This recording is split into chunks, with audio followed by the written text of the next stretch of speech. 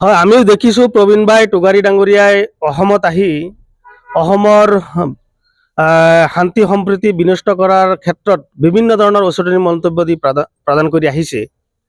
আৰু প্ৰবীণ ভাই টোগাৰী ডাঙৰীয়াই অসমত আহিছে, আমি শুভেচ্ছা জনাইছোঁ। কিন্তু প্ৰবীণ ভাই টোগাৰী ডাঙৰীয়াই তেখেতৰ হয়তো অসমৰ ভৌগোলিক জ্ঞান একেবাৰে শূন্য। এজন ৰাষ্ট্ৰীয় নেতা ৰাজ্যখনত আহি অসমৰ বিভিন্ন জাতি জনগোষ্ঠীৰ শান্তি সম্প্ৰীতি বিনষ্ট কৰা যাতে নহয়, আমাৰ মিলাপ্ৰীতিৰ কথা পাতিব লাগিছিল, অসমৰ উন্নয়নৰ কথা পাতিব লাগিছিল।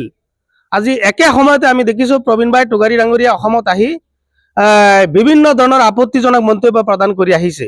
আমি প্ৰবীণ ভাই টোগাৰী ডাঙৰীয়াক আমি আহ্বান জনাইছোঁ, আপুনি অসমৰ মুৰব্বী নহয়, আপুনি অসমৰ কোন হয়? আপুনি অসমৰ কোন হয়? আপুনি অসমত আহি 50 লাখ অবৈধ বাংলাদেশী আছে বুলি ঘোষণা কৰি দিলে। গৃহ বিভাগ ক'ত আছে? ৰাজ্যৰ মুখ্যমন্ত্ৰী ডাঙৰীয়া ক'ত আছে? 50 লাখ বাংলাদেশী অসমত আছে, আচৰিত কথা। গৃহ বিভাগ সম্পূৰ্ণভাৱে ব্যৰ্থ হৈ গৈছে। গতিকে প্ৰবীণ ভাই টোগাৰী ডাঙৰীয়াক আমি সকীয়াই দিছোঁ যে অসমখন আপোনাৰ পৈতৃক সম্পত্তি নহয়, যে আপুনি অসমত আহি বিভিন্ন ধৰণৰ মন্তব্য কৰি বিৰাট এটা জাতিক টাৰ্গেট কৰি ল'ব। আৰু এই জাতিটো আপোনাৰ কথা মতে নচলে, আমি আপোনাৰ কথা মতে নচলো। আপুনি কোন হয়? গতিকে প্ৰবীণ ভাই টোগাৰী ডাঙৰীয়াক আমি সকীয়াই দিছোঁ, পুনৰবাৰ যাতে অসমত আহি এনেকুৱা বিৰূপ মন্তব্য প্ৰদান কৰি অসমৰ শান্তি সম্প্ৰীতি যাতে বিনষ্ট নকৰে, তাৰ বাবে আমি সকীয়াই দিছোঁ। আৰু আপোনাৰ এনেকুৱা মানসিকতা আৰু আপোনাৰ এনেকুৱা মন্তব্যত আমি সংখ্যালঘু সংগ্ৰাম পৰিষদে তীব্ৰ বাহাৰৰ গৰিহণা আৰু আমি ধিক্ষাৰ জনাইছোঁ। আৰু অসম আৰক্ষীলৈ আমি আহ্বান জনাইছোঁ, অনতিবিলম্বে আৰক্ষীয়ে নিজাববীয়া গোচৰ তৰি এই প্ৰবীণ ভাই টোগাৰী ডাঙৰীয়াৰ বিৰুদ্ধে আইনীভাৱে ব্যৱস্থা গ্ৰহণ কৰিবলৈ আমি দাবী উত্থাপন কৰিছোঁ। আৰু তাৰ লগতে আমি উজনি অসমৰ কিছুমান দল সংগঠনৰ বিয়া কিছুমান ব্যক্তিসকলক আমি দেখিছোঁ কেৱল মেয়ৰ বিৰুদ্ধে 24 ঘণ্টা মেয়ৰ বিৰুদ্ধে বিভিন্ন ধৰণৰ আপত্তিজনক মন্তব্য প্ৰদান কৰি আহিছে। আমি তেওঁলোকক আমি কৈছোঁ, আমি সকীয়াই দিছোঁ, উজনি অসমত এজন মেয়ৰ ওপৰত যদি অত্যাচাৰ চলে, উজনি অসমত এজন মেয়ৰ বিৰুদ্ধে যদি প্ৰতিবাদ চলে, উজনি অসমত এজন মেয়ৰ পিঠিত যদি কোনো ধৰণৰ কোপ চলে, ইয়াৰ বিৰুদ্ধে কিন্তু জোৰদাৰ প্ৰতিবাদ সাব্যস্ত হ'ব। ইয়াৰ বিৰুদ্ধে কিন্তু ইয়াৰ ব্যৱস্থা কিন্তু গণতান্ত্ৰিকভাৱে লোৱা হ'ব। উজনি অসমৰ এই কেইটামান দল সংগঠনৰ সেই চান্দা তোলা পাৰ্টি সকলৰ কিছুমান নেতাক আমি সকীয়াই দিছোঁ, এই অসমখন আপোনালোকৰ পৈতৃক সম্পত্তি নহয়। এই অসমখনত আপোনালোকৰ যিমান অধিকাৰ আছে, এজন ঠেলাউলাৰ সমান অধিকাৰ আছে, এজন দিন শ্ৰমিক হাজিৰা কৰা ব্যক্তিসকলৰ সমান অধিকাৰ আছে।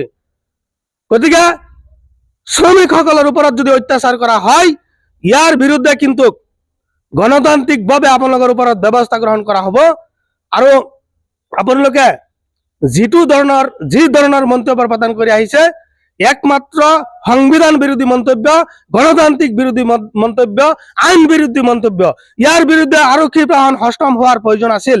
আৰক্ষীয়ে নিজাববীয়াকৈ গোচৰ তৰি এই উজনি অসমৰ এই চান্দা পাৰ্টিকেইটা ব্যক্তিসকলৰ বিৰুদ্ধে তৎক্ষণাৎভাৱে ব্যৱস্থা গ্ৰহণ কৰিব লাগিছিল। আমি দুৰ্ভাগ্যৰ বিষয় যে আজিলৈকে আৰক্ষীয়ে তেওঁলোকৰ ওপৰত কিয় ব্যৱস্থা গ্ৰহণ কৰা নাই, কি কাৰণত ব্যৱস্থা গ্ৰহণ কৰা নাই, আৰক্ষীয়ে কিয় মৌনতা অৱলম্বন কৰিছে।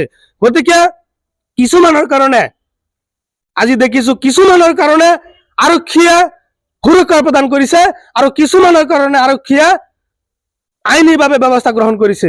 আৰক্ষীৰ যে দুমহীয়া যিটো ব্যৱস্থা, আৰক্ষীৰ যিটো দুমহীয়া চৰিত্ৰ, এইটো প্ৰথমতে সলনি হ'ব লাগিব। আৰক্ষীয়ে নিৰপেক্ষ ভূমিকা গ্ৰহণ কৰিব লাগিব। আৰক্ষীয়ে আজি কিয় তেওঁলোকৰ ওপৰত ব্যৱস্থা গ্ৰহণ কৰা নাই? অসমৰ শান্তি সমৃদ্ধি বিনষ্ট কৰিবৰ কাৰণে কিছুমান ব্যক্তিয়ে এনেকুৱা অচতনি মন্তব্য প্ৰদান কৰে, তৎক্ষণাৎভাৱে কিয় ব্যৱস্থা গ্ৰহণ কৰা নাই? আমি আৰক্ষীলৈ আমি প্ৰশ্ন কৰিছোঁ।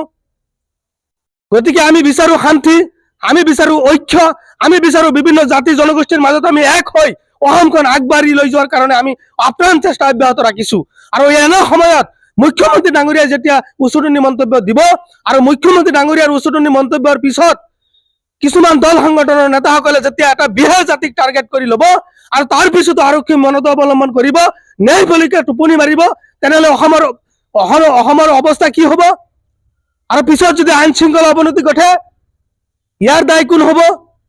গতিকে আমি সংখ্যালঘু সংগ্ৰাম পৰিষদে তেওঁলোকক আমি সকীয়াই দিছো, যিসকল ব্যক্তিয়ে আমাৰ আইন শৃংখলা অৱনতি ঘটাব বিচাৰে, বিহাৰতে জাতিক টাৰ্গেট কৰি 24 ঘণ্টাই গালিগালাজ পাৰে, তেওঁলোকক আমি সকীয়াই দিছো। তেওঁলোকৰ পৈতৃক সম্পত্তি অসমখন নহয়। তেওঁলোকৰ যিমান অধিকাৰ আছে, তোমালোকৰ যিমান অধিকাৰ আছে, সমানভাৱে আমাৰো অধিকাৰ আছে। অসমখন সকলোৰে সমান।